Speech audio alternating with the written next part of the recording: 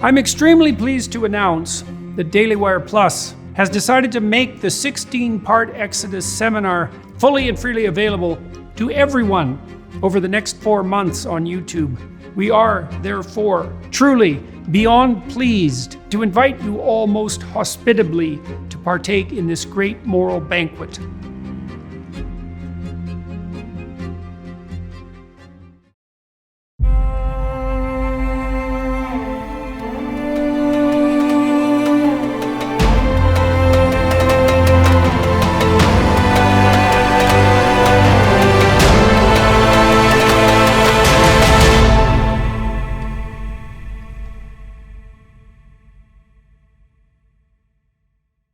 Hello everyone watching and listening.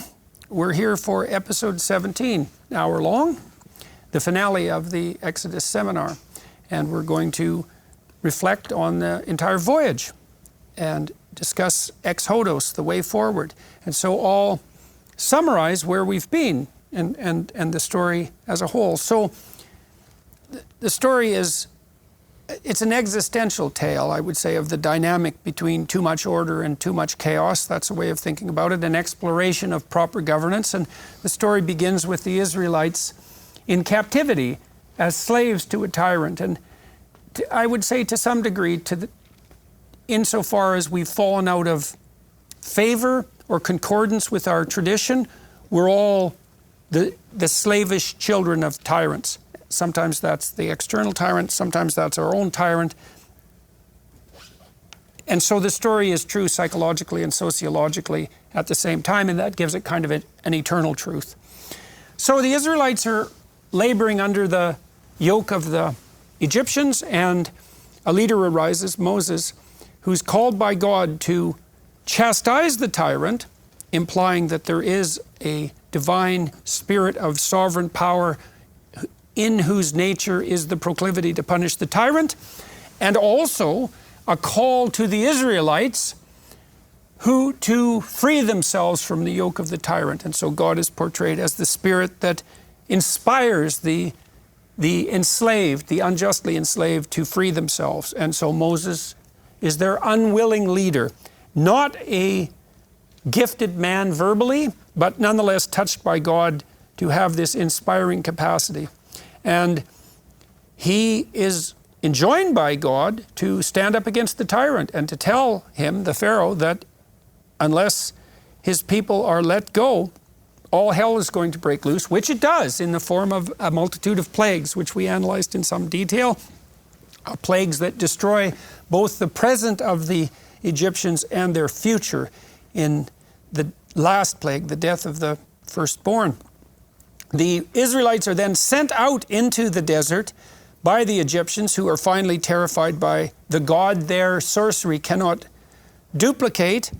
And in a last-ditch attempt to establish their tyrannical sovereignty, they decide to kill the Israelites and end up drowned in the Red Sea.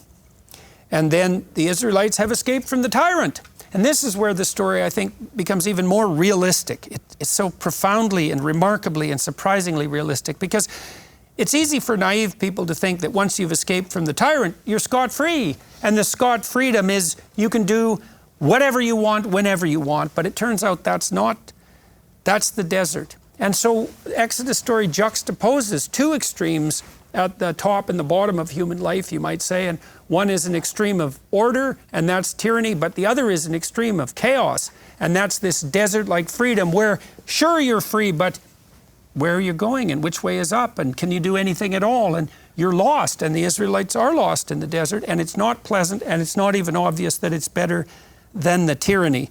And so they get all whiny and squawky and complain, and they're miserable and lost, and then they fall prey to the temptation to elevate Moses to the role of Pharaoh, and he almost falls prey to the temptation to become that. He sits as their judge, and his father-in-law, Jethro, shows up and says, look, you can't do this, Moses. You're going to wear yourself to a frazzle judging this fractious people from dawn till night, and you're in danger of becoming a tyrant yourself. Plus your people, granted they're completely useless, but unless you give them some responsibility, they're going to stay that way.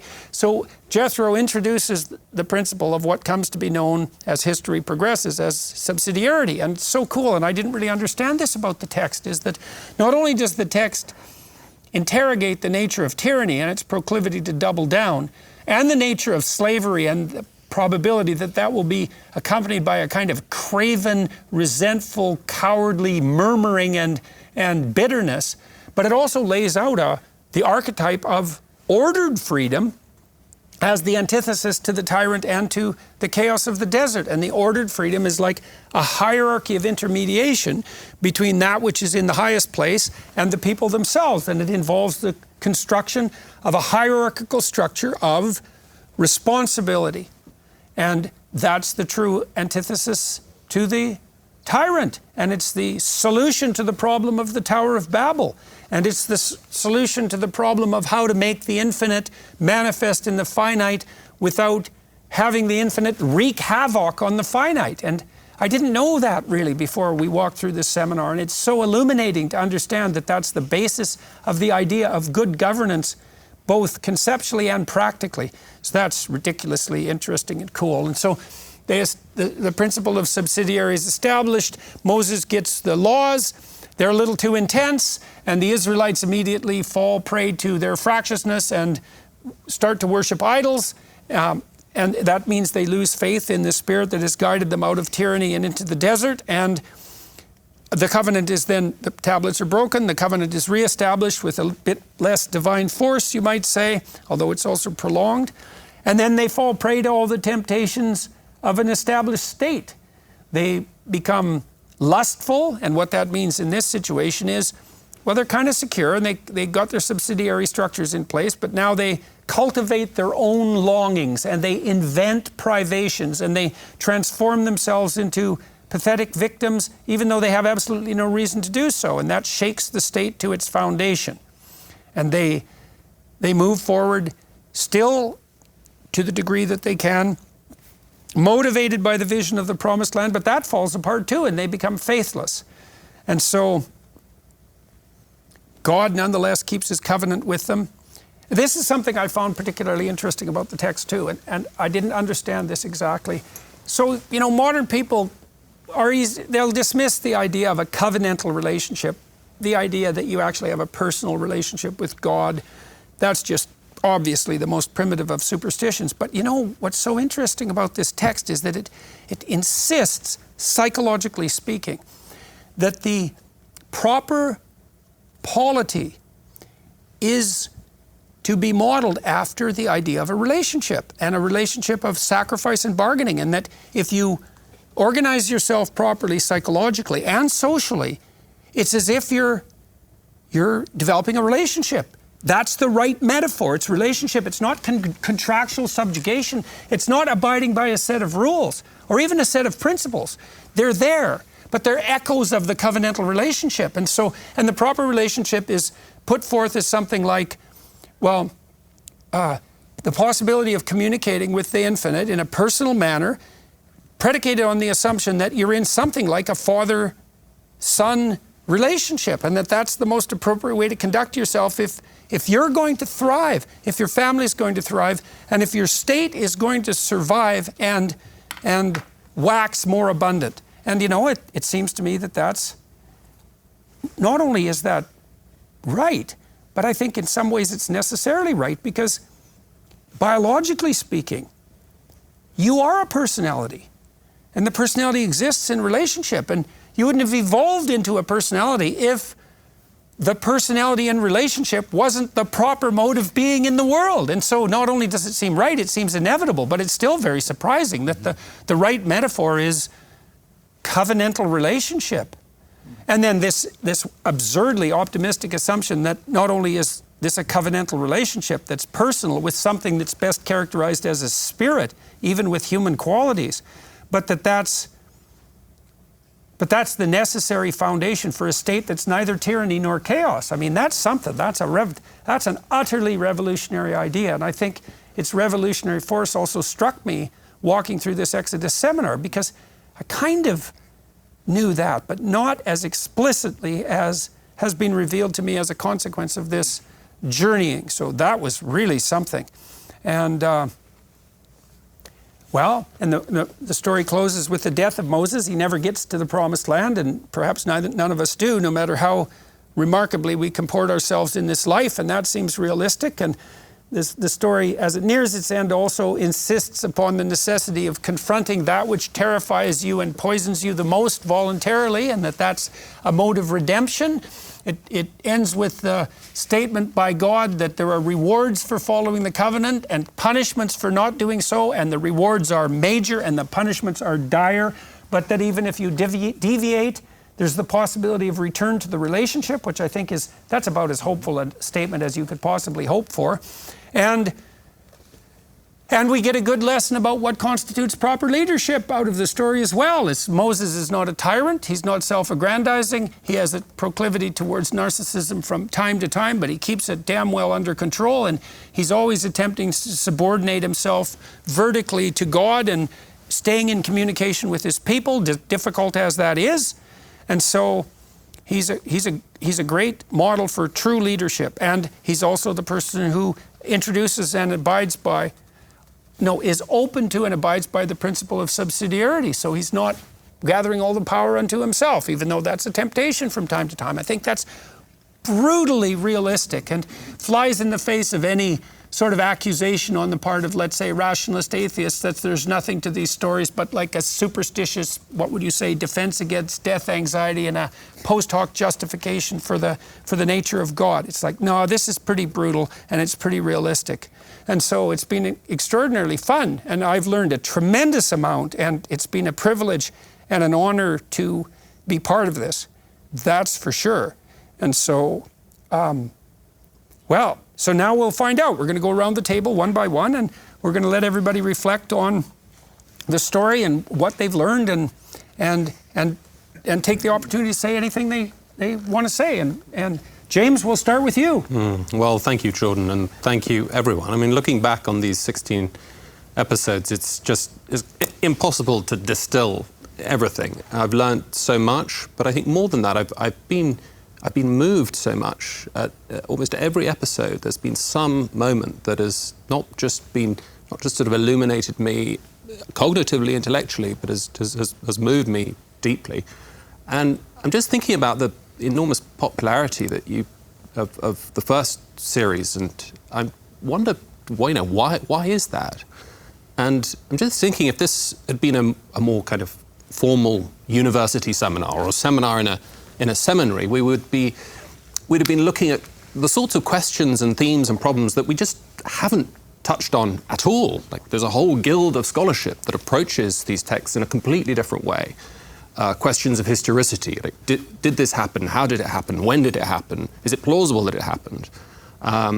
Questions of authorship, the sort of different layers, the different editorial hands that are at work in the different texts. And all of that it's legitimate scholarship, of course. It's a legitimate avenue of kind of human inquiry. But it's not been our approach. I mean, that approach, I was thinking about this earlier today, that approach tends to generate a kind of a mosaic that doesn't produce a very clear picture. Lots of little different editors, lots of different authors, lots of different schools of interpretation. We've been approaching it as mosaic, capital M, in the sense that we've been approaching it as we've kind of bracketed those questions. We haven't said that it's a false way of doing things, or it's a true way of doing things, but we've kind of done an end run around all of that. We've treated it as mosaic. We've treated it, in other words, as a single, unified vision that stresses story and symbol, and also the third S, the sacred. I mean, this is what's been most interesting and moving for me. You know, we've all got our different confessional commitments. Some of us may not have any confessional commitments at all, but we've approached this text with reverence, and we've been treating it really just very seriously, and we've been open to mining its riches. And I think that is just so important, and accounts for for the success of the conversations. And maybe to revere a text is to allow it to open itself up to you. I mean, that might be exactly the issue. I think so. So we've seen, on the story side, I mean, it's just that the narrative logic's been brought alive for me by, Greg has been great on the storytelling side, and Jonathan too, and the symbolism, you've brought that out, and Jonathan has too, but also, as I said, we've all got our different commitments, and we've been understanding it through our different faith traditions, as it were. Yeah, now, nobody ever asked the question in the seminar, why are we taking this text seriously, right? That was an a priori commitment, and it's interesting that was the case and that it never came up as an issue, right? We've come back again and again. I think this is what I found so moving, that it's not been that we've been reading Exodus, but that Exodus has been reading us. We've learned new things about ourselves. We've learned new things about society. It's generally not been a very political discussion either, and yet we've seen the enormous kind of political ramifications, new ways we can understand the problems of affecting society and culture through this ancient text. It's just been remarkable for that reason. So those have been the things I've taken away. I mean, the text itself. What is there more to say? I mean, I work in philosophy. I spent a lot of time reading the ancient Greeks, reading contemporary philosophy. It's really, you might say that the world of Plato and Aristotle is the sort of the world of the timeless and of the abstract, the world of logic. And we have had some of this. So famously, in Exodus 3:14, there is this sense that God is, as it were, beyond time, is like, as in Plato, he sort of occupies that heaven beyond the cave.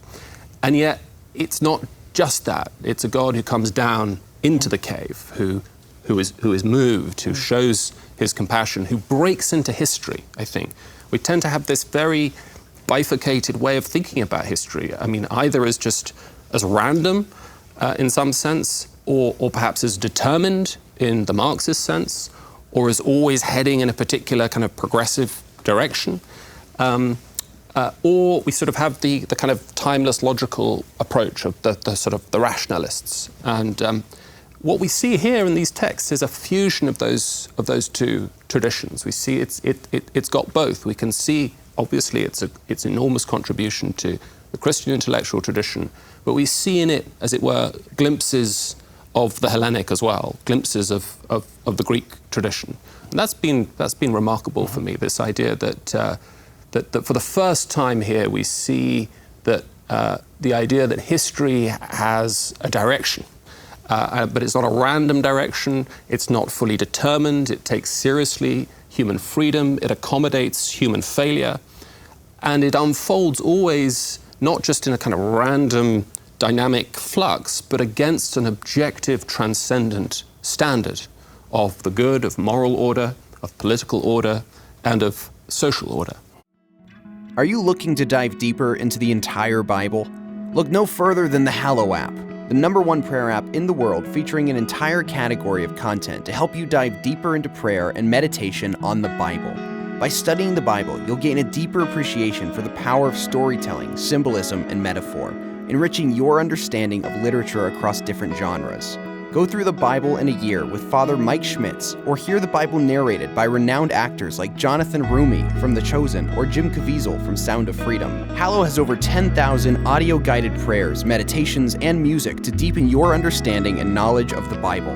The Hallow app also helps you connect with a community of like-minded individuals, sharing experiences, insights, and encouragement along your path to spiritual growth.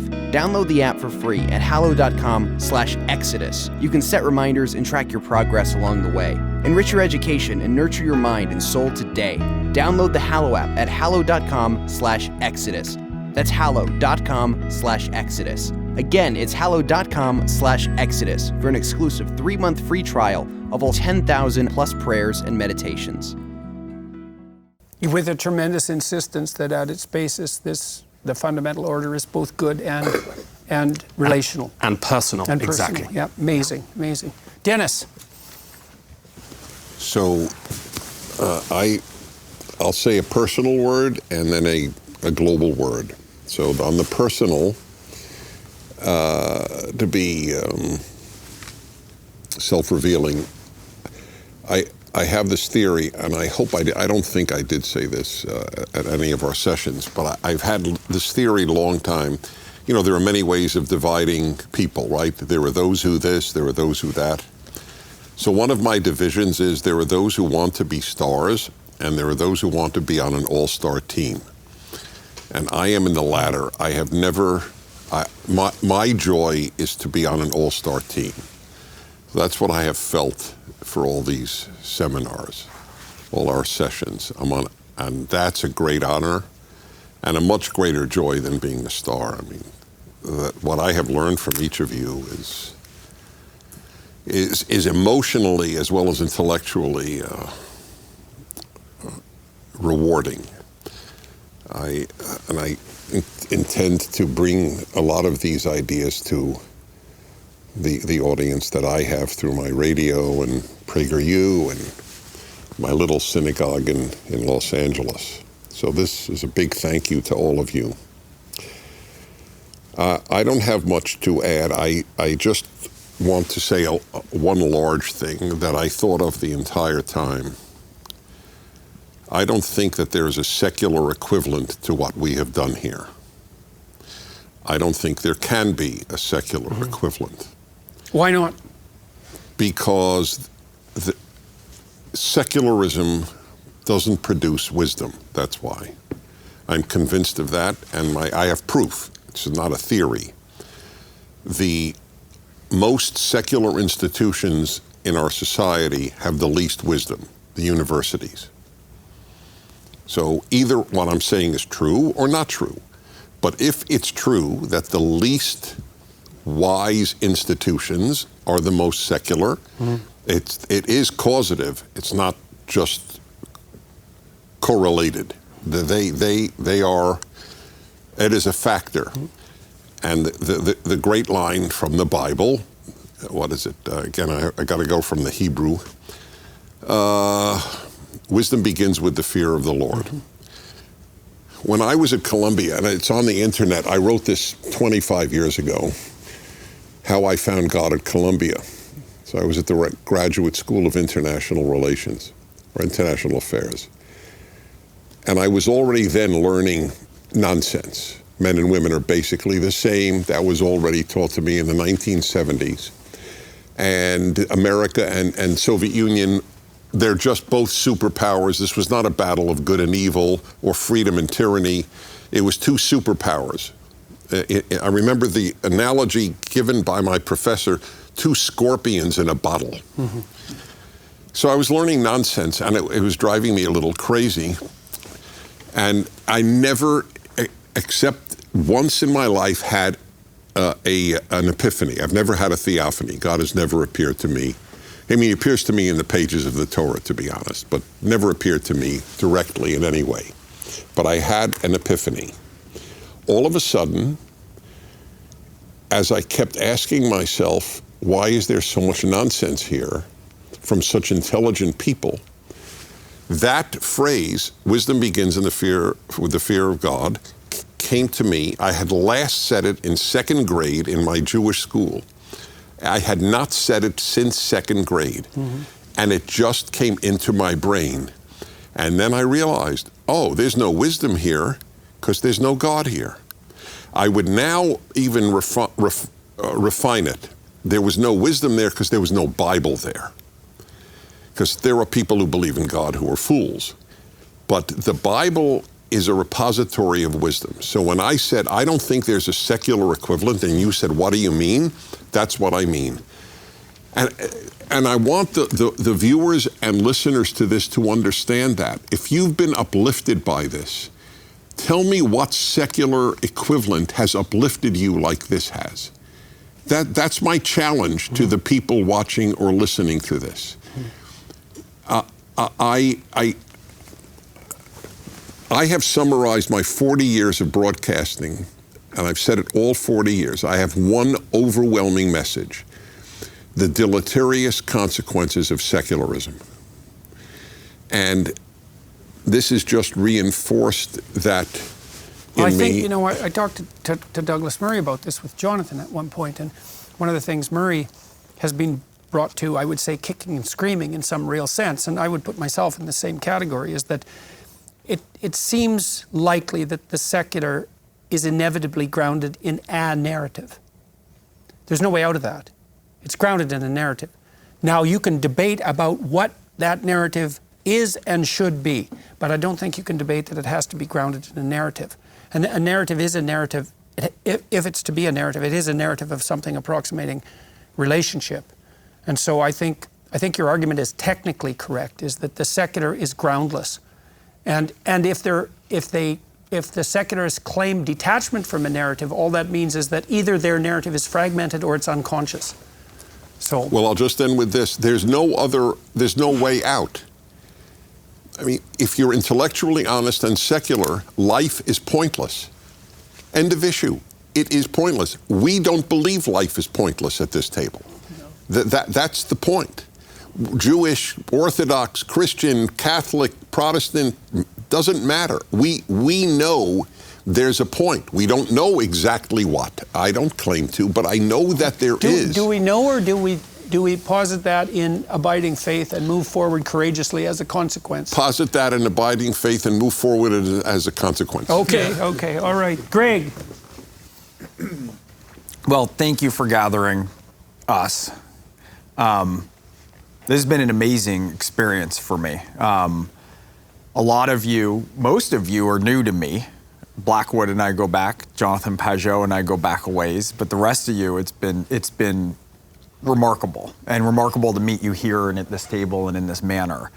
One of the things that starts to emerge, I've been in some writers' rooms, and what's fun is you start to understand personalities and perspectives of who's going to come with this kind of joke and who's going to unstick this kind of plot point. So it's very interesting, I notice, as we evolve through the series, who I am looking to almost without, not consciously thinking of, like, well, Oz, I need to ask you something, and Douglas, there's something that I need you to weigh in on, or where I'm curious or looking for different commentaries. And so I think one of the things that's amazing is when there's a variety of perspectives here, as much as we're all joined in a common unity and rowing towards a common goal. There's a lot of variation in the ways that we see the world, and the ways that we find meaning, and the ways that we approach the text. And it's really compelling for me to see it depicted in so many ways. It's like, a dude descending a staircase, right, exploded like a Rubik's Cube, right? Mm-hmm. There's all these perspectives into a different unified whole that we can kind of behold. So we got a good Mount Sinai arrangement here, is that a reasonable amount of diversity within an encompassing unity. And that manifested itself in the integrity of the conversation. Yeah, I think we have about as much as we could take at this stage. Mm-hmm. We wouldn't want it to stretch even further yet. Right. And I'm thinking, of course, moving between different worlds, which I don't want to give names to or labels to, because we've had so much definitional collapse, I don't even know what names and things mean. But I move between different communities and different worlds freely and frequently, in which there's a lot of wisdom and resources and goodwill and genius. And in the back of my head, I'm always thinking about, if I could bring the best of all these different types of groups together, like the extent, if we could marry that we could be unstoppable as a people, as a country. Well, that would be good if we could figure out how to make those voices that are noting the utility and necessity of the fringe together with the voices that are noting the utility of the unifying spirit. That's right. And honest dialogue. That's one of the reasons I like talking to Russell Brand, for example. Yeah. Because he's comedians are honest. Yeah. Well, and he's a pretty good advocate of the fringe. That's right. And rightly so. That's right. Yeah. So, and I keep thinking, of course, a lot of the ways that I think and move, part of why I move between so many communities is I really genuinely love people, and I love all different kinds of people. And I'm always thinking about the ways, a lot of my natural state when I'm navigating between different groups is to think about mediation and interpretation in some ways. And so I'm not armed.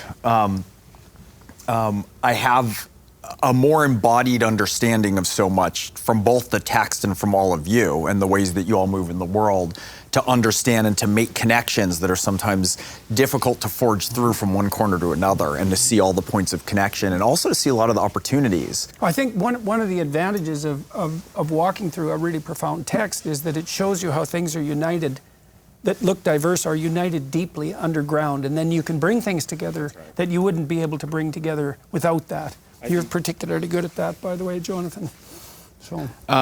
And you know, the what I'll now term the Pageauian fringe, that concept is, that's an amazing concept of the different kinds of monsters, right? We have the monsters of too muchness, right? Of sort of authoritarian deemed purity on the one hand, and then the explosive hybridization on the other, and the ways that those have to be navigated, and what's the center that we have to agree on, and what are the voices that bring different voices in and join at a table or a tabernacle or at a mountain. So that was very compelling to me also. And I would say, you know, Oz has talked a lot about, in the covenant, about freely chosen consent.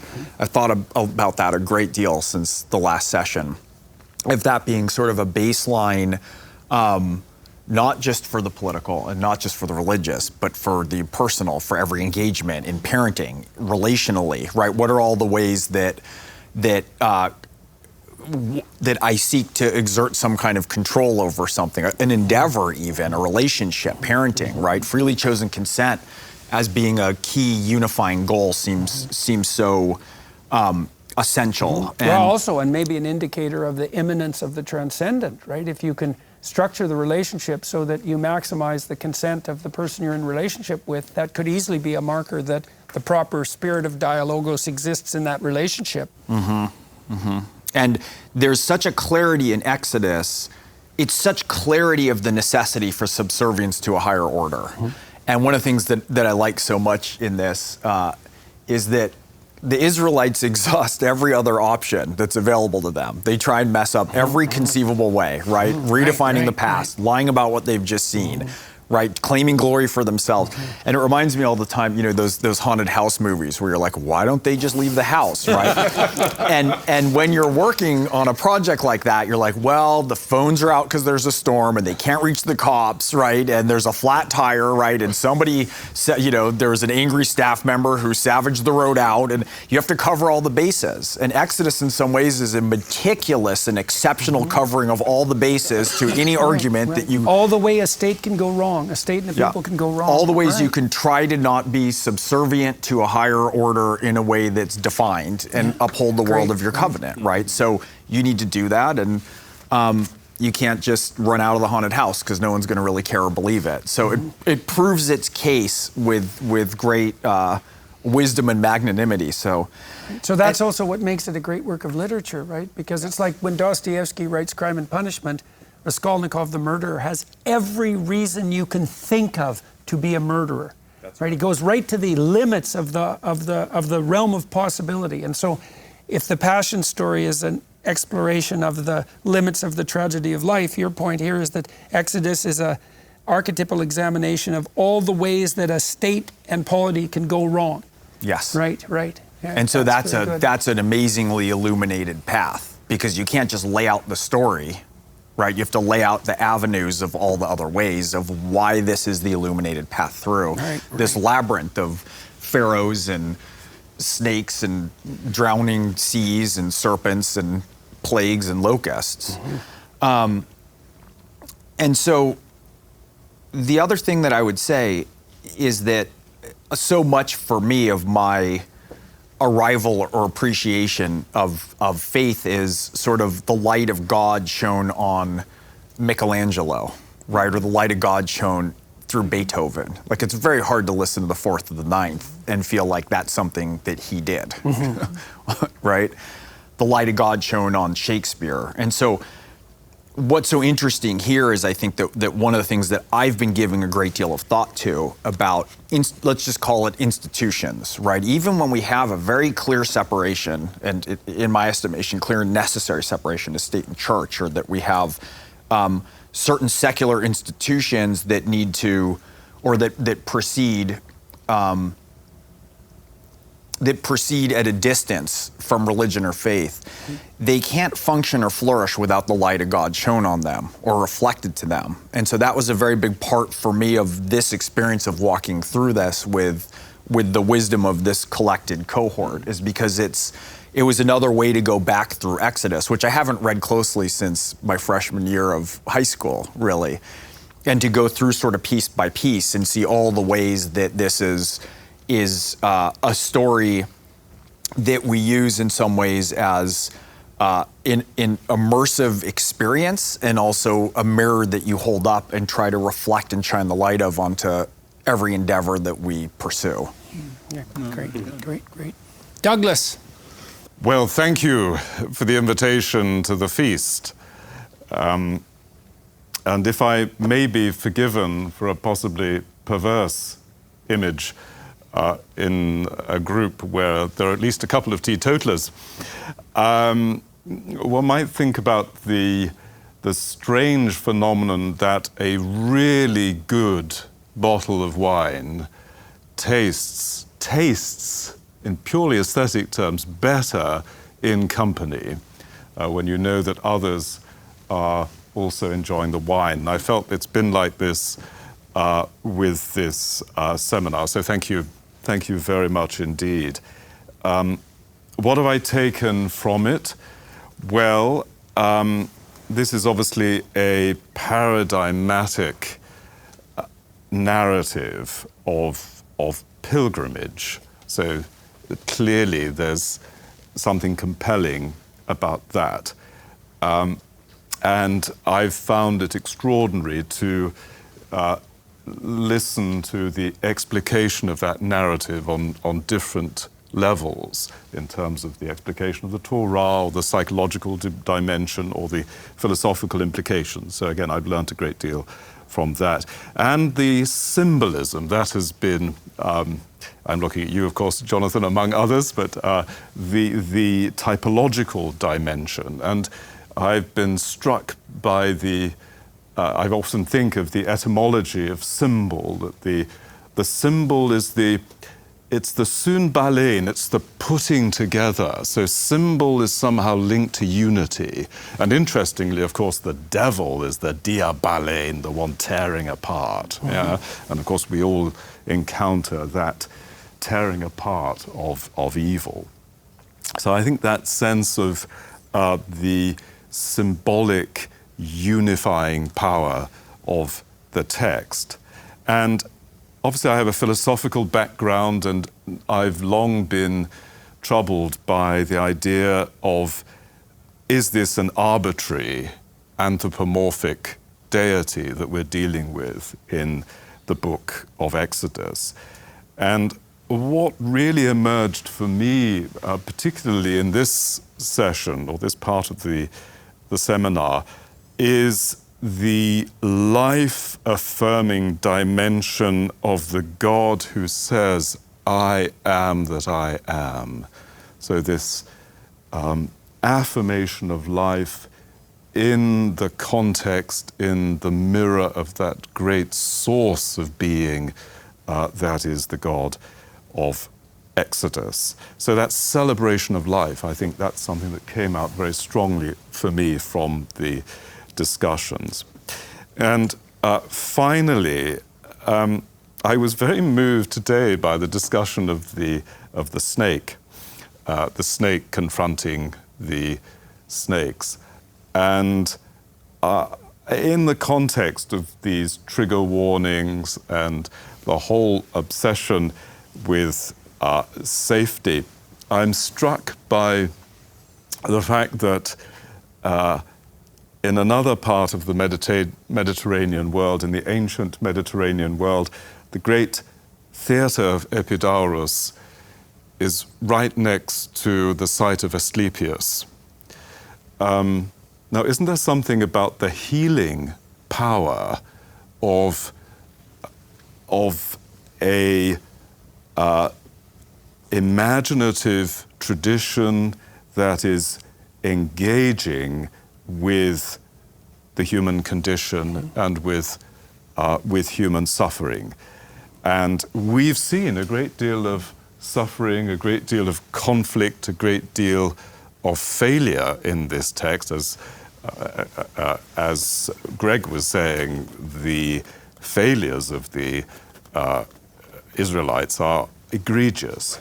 And yet, what comes out of this text but this affirmation, this celebration of life? At Athens, the great theater where the tragedies were held, is just outside the temple, just down the mountain. And so the Athenians had this temple that was associated with this kind of pristine rationality, but right allied with that was the idea that the divine revelation was somehow deeply allied with the dramatic presentation of a sequence of tragedies. And so I think originally it was in fact the amphitheatre itself was a site of worship. It was where the goat was sacrificed to Dionysus in the annual Dionysia. I think tragedy means, goat song, doesn't it? Goat song, yep. So it emerges out of this religious ritual, in effect. Also a good heavy metal band name. Yeah. Goat song. All right. Oz. Thank you. What a privilege to be with you. This means a lot to me because these things first came up when I was a student in the 60s. I had just come to faith, and it was widely held that freedom and toleration came from the Enlightenment in revulsion to the wars of religion. So when I came across a better historical understanding that actually through the Reformation and the rediscovery of Scripture, it was the Torah that had created the interest in the Hebrew Republic, and that was behind certainly the American experiment, but so much of the European interest in freedom.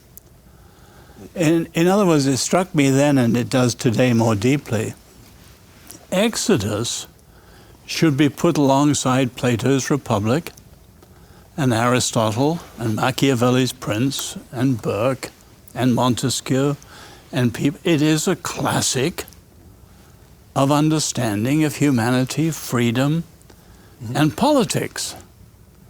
And so as we've looked at this, the founding of God's nation, set over against Egypt and its techno-despotism, and Canaan and its earthy, unbridled sexual licentiousness, we're dealing with the same contrast we've got growing in our modern world. And so I've kept thinking of three things constantly in my mind as we've been discussing. One, we've got to stand with our Jewish friends against the appalling rise of anti-Semitism today. The debt we owe to the Jews is incredible and incalculable. Two, Americans should be ashamed if they don't understand this is the roots of their great experiment. They don't realize it. So people talk about Make America Great Again or restoring the soul, but they never say, what on earth made America great in the first place? And unless you understand Exodus, you don't understand it. But I go beyond that, and I think we're probably towards the end of the Western civilization. And the future, how is humanity going to create societies that are just and free with high human worth and so on? Here's all the ingredients, and we should be wrestling under the conditions of modernity with what this means. So a lot of that's been in the background of my mind as we've been discussing these things. So obviously, Exodus has three broad movements, very obviously. The Exodus, the covenant, and the presence of God among his people. But for me, the Exodus, many obvious lessons, a very simple one that people forget today. To be free, you have to be set free. We're not naturally free. The covenant, in other words, the way of living together freely, I love the idea, Socrates, the unexamined life is not worth living. What the covenant says, the uninstructed life is not worth living. And I think for me, the reality of the presence of God, and of course, Exodus is so that they may know who I am, the Egyptians and the Israelites. I think today, we've talked to secularism. Much of modernity is in Plato's cave. They haven't seen the sun. And what this is about at the end of the day is the need for a massive global awakening to the supernatural. And so we're dealing with things, I think, that are incredibly profound in themselves, as we've seen, but extraordinary significance Well, for the world we're living in. this idea that, I see this in the humanist atheists, that they make the presumption that the Enlightenment venture was the spirit of enlightened rationality against the dark superstitions of the medieval past and maybe the pre-medieval past. But it isn't. But there's a worship of a superstition there as well, and the worship of the superstition, as far as I can tell, is something like the temptations of a Luciferian rationalism. It's that there can be a purely intellectual and abstracted endeavor that will lead us to the light. Well, and that in itself is a religious claim, and I do believe that it's the claim of the Luciferian intellect. And Dr. the Faustus. reason, yes, and the reason for that is that the attribution of the place of the omniscience necessary to guide us forward now becomes within, internal, but also it's allied with the rational mind. And I actually think that's part of the pride of the intellects. Absolutely. Because, around the table, we're all intellectuals, and I suspect we've all fallen prey to this temptation. Is if you are an intellectual, if you are intelligent, let's say, and you're comfortable in this sphere of rational discourse and argumentation, it's easy to presume that that somehow elevates you among other people. And it's easy to presume that because that's worked so well for you and is the thing that maybe marks you out, is that should be placed on the highest pinnacle. And that's a very dangerous assumption. And it's an assumption that's just as metaphysical as the assumption that it's the God of Israel who's the proper guide through the desert, right? You're going to be under the sway of some spirit. And the Enlightenment rationalists hide that. They say, well, no, we have no God. It's like, yeah, Luciferian presumption is your God. And I really believe that's true. And I think that's the reason the French Revolution went so wrong. And, well, that's one of the reasons the French Revolution went so wrong. So there's no way out of abiding within a narrative. There's no way out of that. And I think the cognitive neuroscientists have become increasingly insistent on that point. And there's many fields of endeavor, intellectual fields of endeavor, that are pointing in exactly the same direction. So the story's the thing, right? And the question then becomes, what's the greatest story? What's the greatest story ever told? And certainly Exodus is in contention for that title. Stephen.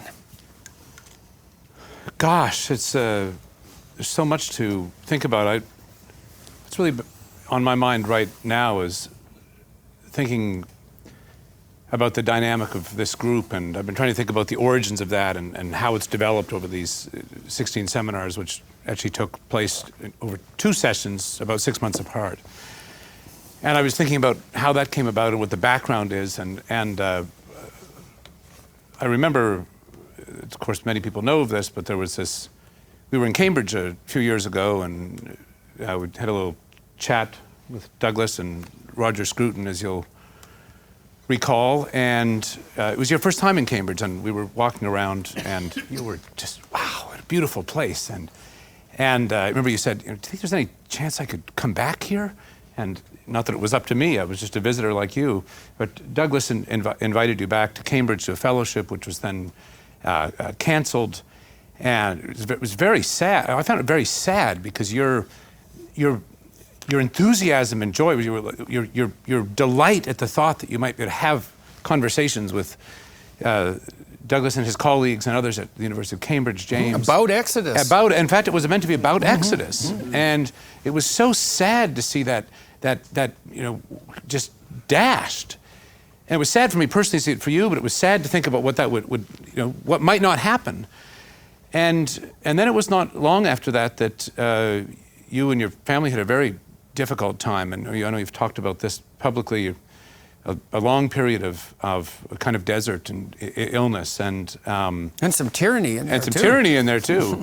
And it was one point in the sort of middle end of that you and I had a chat on Zoom, and I could tell that you were really struggling, and you've given so much to so many people, opened things up for them, and I felt really saddened. It was difficult to see someone suffer, let alone someone you love and admire. And I remember just thinking, is there anything I could give to Jordan? I mean, I don't live close enough. I can't go over and, I don't know, cook him a steak. I mean, we live too far away. And I'd had a few years earlier an experience during a Lent where a few friends, we had just gathered, I should say, before Zoom. We were on the old thing called the telephone. And once a week, we talked our way through the Odyssey with someone who knew a lot about it. And it was just a wonderful revelatory conversation, and it was sort of reflecting on our own lives and own spiritual lives in relation to this great text. And so I remember writing to you, I don't know if it was September or whatever month it was, sort of the end of that summer, saying, you know, would you like to try and have a conversation about, you know, maybe some text? We could just choose something, you know. And you, with the kind of amazing stroke, said, well, maybe that could be, you know, maybe Exodus. We could talk about Exodus. That would be preparation for my lectures. I remember that. And then it sort of, it could have, you know, fell by the wayside, because actually then you really were feeling much better, and you started traveling again, and you know, the tour and so on. But you didn't lose the idea, and that's not, it's not, the point of the story is not in the least that I feel somehow to take credit for this conversation. It's actually that, for me, those origins are very important to what's happening here. Origins of a kind of friendship. And my biggest reflection about our time together is how much deeper I feel this conversation has become for me. And one thing our listeners may not know is that, in addition to the long period of time we've spent in this conversation, I've been joking, it was kind of about as long as the Israelites were in the desert. It was like a real-time length, but is that we've actually spent a lot of time outside of being on the camera, and not just kind of getting ready to come into the studio, but social time where we've talked and jet skiing around. We've had a lot of fun, for sure. And to me, this is really what we've talked about, our lives. You know, certainly we've gotten to know each other better. We've shared things about our personal lives and things that we're dealing with, you might say, and talked a lot about you know, exciting intellectual things. And my sense is that as we've done that, we've gotten to know each other better, and also come to trust each other more deeply. And knowledge and trust are very closely related. And my own feeling is that deepening trust, in a sense, is also what enabled us to approach the text more and more deeply as we went into it, because we kind of knew that we knew something deeper about each other that enabled us to find something and help each other see something deeper in the text.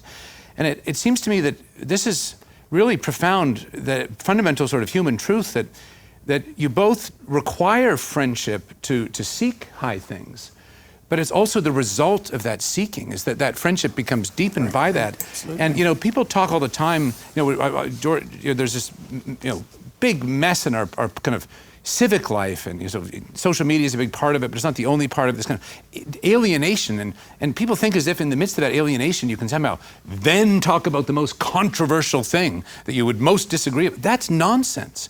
There is no such thing as having an impossible conversation with someone you don't trust.